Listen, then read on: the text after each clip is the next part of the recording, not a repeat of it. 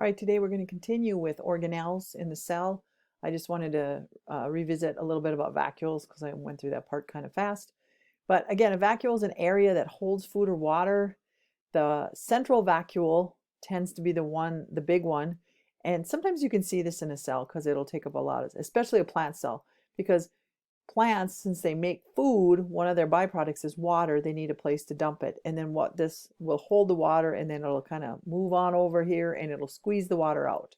So it's really important to have these storage units so the cell doesn't explode. Okay.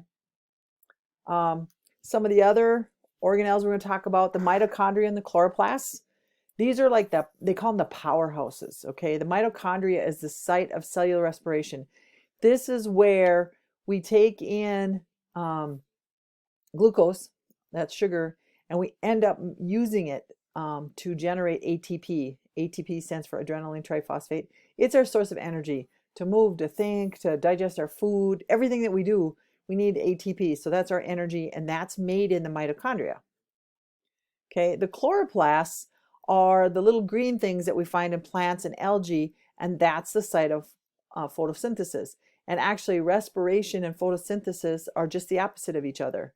Okay, if you look at the formula for photosynthesis, if you flip it around the reactants to the products, you have respiration and vice versa.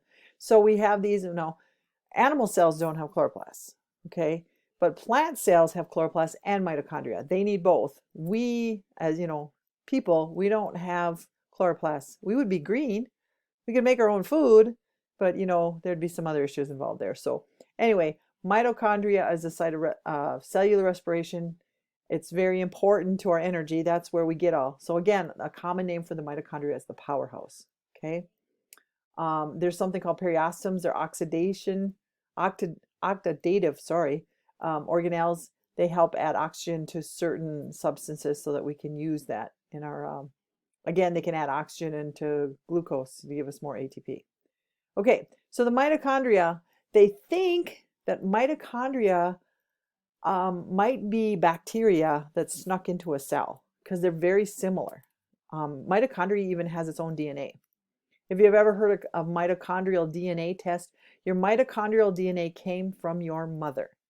Okay, so the DNA in your mitochondria is the same as your mother's, and hers was the same as her mother's, and they can really do some amazing lineages if they do mitochondrial DNA. Okay, and again, it came from your mother because the cells, when they started dividing, the mitochondria were in your mother's cell, not in your father's at all. Okay, but the mitochondria and chloroplasts are very similar to bacteria, so they think that may be where they came from. Okay, they have their own double membrane. They have some free ribosomes, and they have a little circular DNA. So mitochondria and chloroplasts are very similar to bacteria, so they're thinking, maybe that's where they came from. Their little organelles, got inside the cell and started, helping make food or making energy. So, that's a thought, that's a theory. Okay. And they do have kind of their own thing going on. Since they have their own DNA, they kind of grow and reproduce independent of the cell. They're not like the other organelles that follow a certain pattern. Okay. So mitochondria is the chemical energy conversion. Like I said, we call mitochondria the powerhouse of the cell. Okay. The more mitochondria you have in a cell, the more it produces energy. So you tend to have more mitochondria like in your muscle cells and things where we tend to use a little bit more energy. Okay. They have an outside membrane and an inside membrane. So their membrane is double. The inside is folded and the outside is smooth. And on the inside, they're folded into little layers. They call them cristae. Okay. It's kind of like if you remember, your small intestine has folded called villi, little fingers that stick out. The cristae kind of like that, but they stick inside. Okay. And this makes two different compartments in the mitochondria. Okay. They have an inner membrane space and they call it the mitochondrial matrix.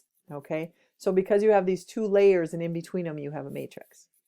Okay. Some metabolic steps occur of cellular respiration occur in the matrix. Some occur in the other space. Okay. So they have two parts, basically. It breaks it down into two different parts.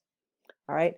And again, we're going to spend a lot more time on this when we talk about cellular respiration and photosynthesis, but just Remember, the mitochondria is where respiration occurs, cellular respiration, not breathing in and out.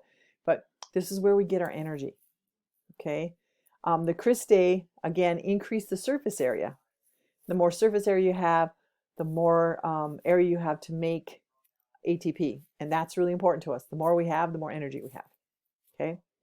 All right. The chloroplasts, what they do is they have this green pigment called chlorophyll, and it captures energy from the sun. It captures light energy. And then they have these other enzymes, and their job is to go through a process. And again, we'll talk about photosynthesis in more detail later, but they have other molecules, and their job is to capture energy from the sun and create and make food.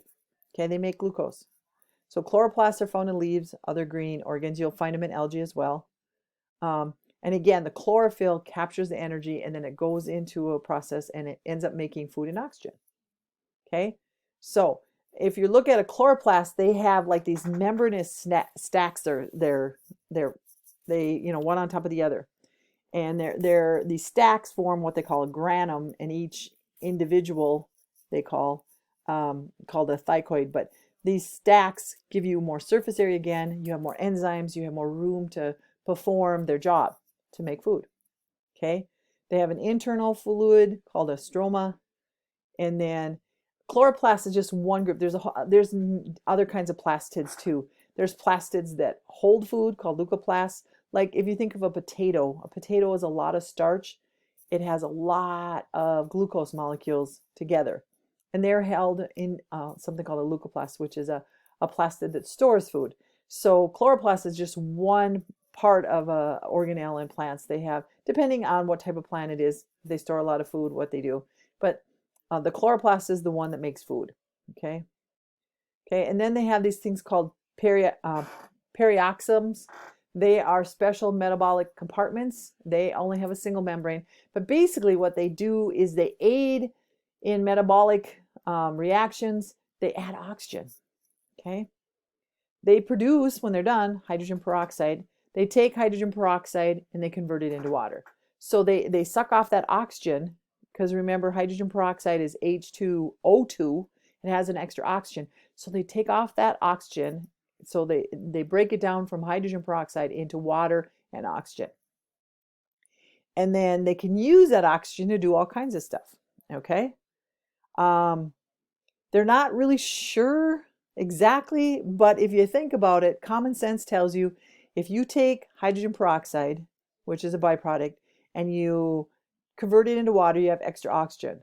So they think that what their job is basically oxygen added into the process, the metabolic processes. Because later on when we talk about aerobic and anaerobic, well, the more oxygen you have, the more energy you get. So they think this is one of its jobs. Okay. Here you can see a chloroplast. Those are all those stacks, like I was telling you about the granum. Okay, and here you have here's a mitochondria. This isn't a very good picture. I hope I have a better one that I can show you. But again, plants have chloroplasts. This whole big thing is a chloroplast. Okay, and there's your little stacks inside of them. The mitochondria are pretty small compared to them.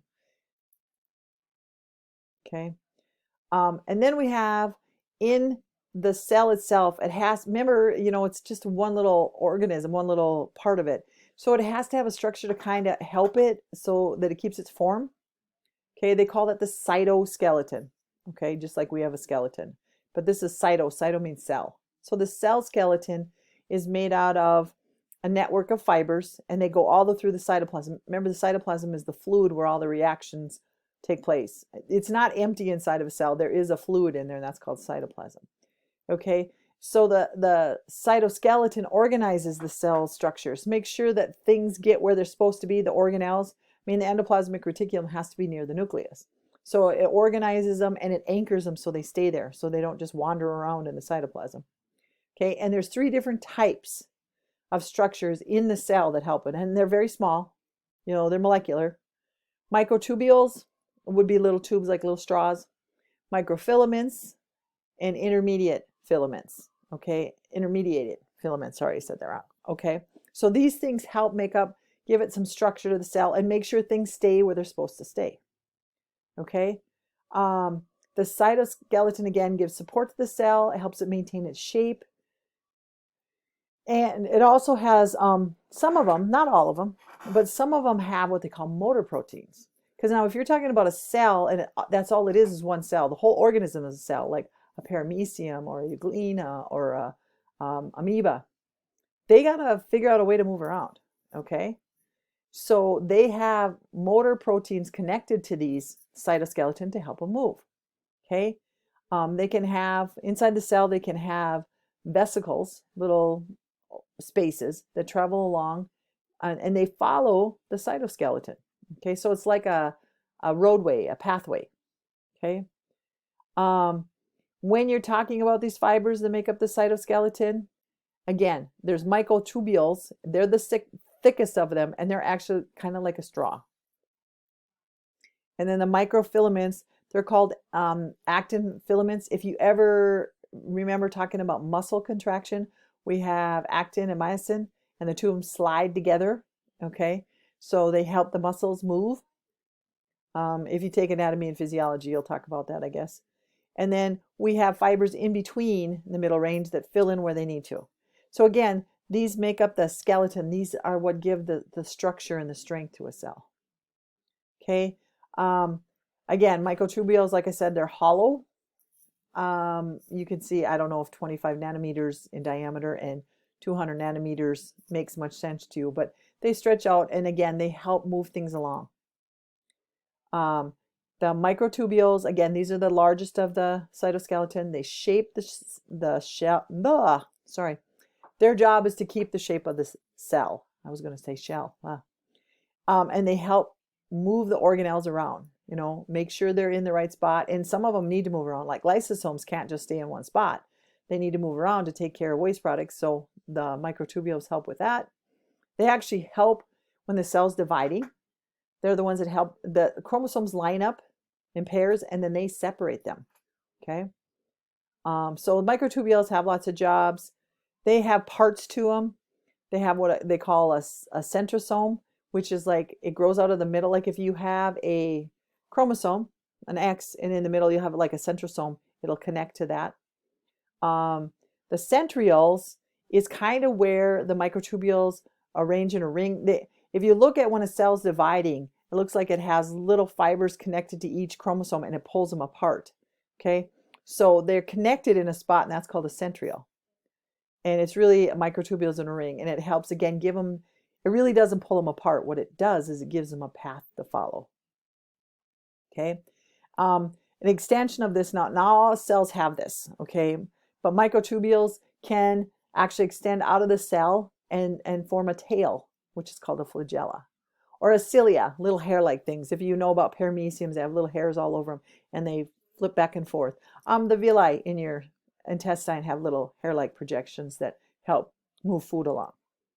Okay, they differ in their beating patterns. The flagella whips back and forth, and the cilia just kind of, you know, move back and forth that way. They have to coordinate them so they can move in the same direction, but their job is to help it move. So it's a microtubule that kind of sticks out of the plasma membrane, and it helps, especially with one-celled organisms, okay? They have a little body that anchors them, and I don't know if you need to know about that. But again, the thing that's important about those things is how a one-cell organism moves. Either flagellum is a long tail. They either have 2 or 3 flagellum. Cilia would cover the whole outside of the organism. They're just little tiny hairs, okay? Here talks more about microfilaments, their structures in their cortex. Not as big of a deal because, again, the microtubules, there's much more of them. They have more functions, I guess. One thing to remember about microfilaments, they make up the little villi in our intestinal cells. So again, they're the little things that grab onto extra food and keep things flowing, okay? Sorry about that. I don't know why I had that in that weird order. And then myosin and actin, I talked about that. That's in your muscles to help your muscles contract. That's their job. They start out like this and then they slide together, and that's how your muscle contracts. I'm just about running out of time, so I'm trying to see how much more we have here. You know what? We're just going to have to do a little bit more later. Okay, so again, this is movement. This is this is the last of the organelles.